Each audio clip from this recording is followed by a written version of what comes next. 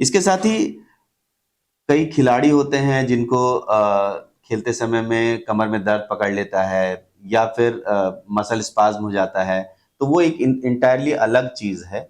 वो disc prolapse नहीं भी हो सकता है, मांसपेशी का खिंचाव या मसल्स का स्प्रेन, स्पाज्म भी हो सकता है।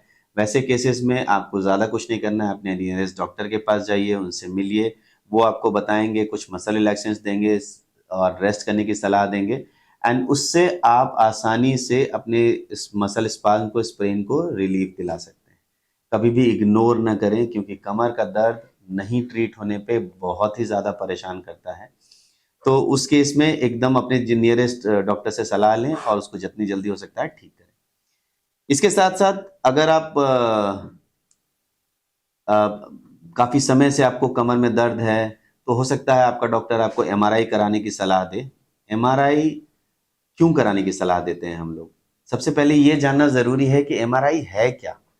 MRI is magnetic resonance imaging, यानी कि एक तरह का आप समझें हमारे शरीर में जैसे वाटर है, पानी है, तो पानी में H प्लस आयन्स होते हैं। तो हमारा शरीर लगभग 70% पानी का बना हुआ है। तो अगर आप ध्यान से सुने इसका पूरा H प्लस आयन्स यानी हाइड्रोजन आयन्स, इसको अलाइनमेंट किया जाता है। H प्लस आयन्स है, ये जो है मैग्नेटिक जब फील्ड क्रिएट होता है तो उसमें एक सिमिलर अलाइनमेंट में चला जाता है जिसका कि हम लोग फोटोग्राफ्स खींच सकते हैं।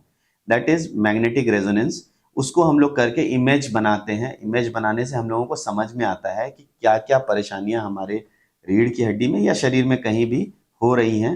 उसके हिसाब से उसको देखा जाता है और उसका आगे ट्रीटमेंट होता है। जब आप देखें कि रीढ़ की हड्डी का दर्द है या कमर का दर्द है कभी भी, तो हमारे डॉक्टर्स हमेशा बोलते हैं कि एमआरआई करवा लीजिए। और एमआरआई चूंकि थोड़ा महंगा जांच है, तो कई बार हम लोगों को ये प्रश्न का सामना करना पड़ता है कि सर एक्सरे से नहीं हो जाएगा क्या? बिल्कुल, एक्सरे में हम लोग सिर्फ बोन्स को देख सकते हैं। एक्सरेज में कभी भी आप नर्व रूट्स को या मसल्स को या आसपास अगर सूजन कहीं आया हुआ है, नस में सूजन आया हुआ है, डिस्क प्रोलैप्स को, इन सब चीज़ों को एक्सरे में नहीं देख सकते हैं। उसको देखने के लिए, समझने के लिए डॉक्टर्स को एमआरआई की ज़रूरत होती है। तो अगर आपका पेन ऐसा हो रहा है कि आपको दर्द हो रहा है कमर में, आपको पैरों में रेडिएशन जा रहा है, उसमें पैरों में भी दर्द आ रहा है या झंझनाहट, टिंगलिंग सेंसेशन आ रहा है, तो उन केसेस में एमआरआई हमेशा सजेस्टेड रहता है। क्योंकि अगर आपका डॉक्टर अच्छे से समझेगा नहीं उस चीज़ को कि आपको क्या परेशानी हो रही है, तब तक वो सही से उसका इलाज नहीं कर सकता है। तो इसके लिए अगर एमआरआई जाँच ज़रूरी है तो प्लीज़ करवाएँ और करवा कर के अपने नियरेस्ट डॉक्टर से मिलें और उनको उनसे समझें कि क्या बीमारी है। कई बार मैं हमेशा अपने पेशेंट्स को भी समझाता हूँ कि आप बीमारी के बारे में हमसे पूछें, समझें कि आपको क्या बीमारी है, क्योंकि अगर आप बीमारी को समझेंगे तो आपका इलाज उतना ही बेहतर तरीके से हो पाएगा। क्योंकि अगर मैं आपको बोल रहा हूँ कि आपको सामने नहीं झुकना चाहिए, आपको वज़न नहीं उठाना चाहिए, तो उसका कुछ कारण होगा। तो अगर आप इस बीमारी को समझेंगे, कारण को समझेंगे, तो आपको समझ में आएगा कि हाँ, बिल्कुल मेरे डॉक्टर सही बोल रहे हैं और इस चीज़ का रीज़निंग है और इस वजह से हमको ये वज़न नहीं उठाने बोला जा रहा है या झुक के नहीं रहने बोला जा रहा है। सपोज़ एक एग्ज़ाम्पल मैं देता हूँ, अगर किसी को यहाँ डिस्क प्रोलैप्स हो गया जैसा कि मैंने तभी दिखाया। अब अगर हम सामने की तरफ झुक के ऐसे काम करते हैं, तो हमारी रीढ़ की हड्डी के प्रेशर से यहाँ जो डिस्क बल्ज है, ये थोड़ा और ज़्यादा बल्ज करेगा, थोड़ा और बढ़ेगा।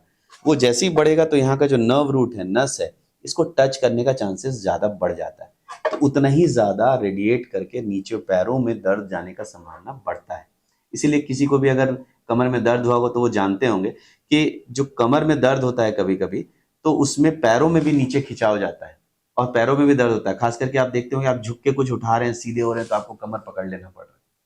ऐसा इसी वजह से होता है कि वहाँ पर डिस्क बल्ज हो रहा है, डिस्क प्रोलैप्स हो रहा है और वो नर्व रूट को इरिटेट कर रहा है।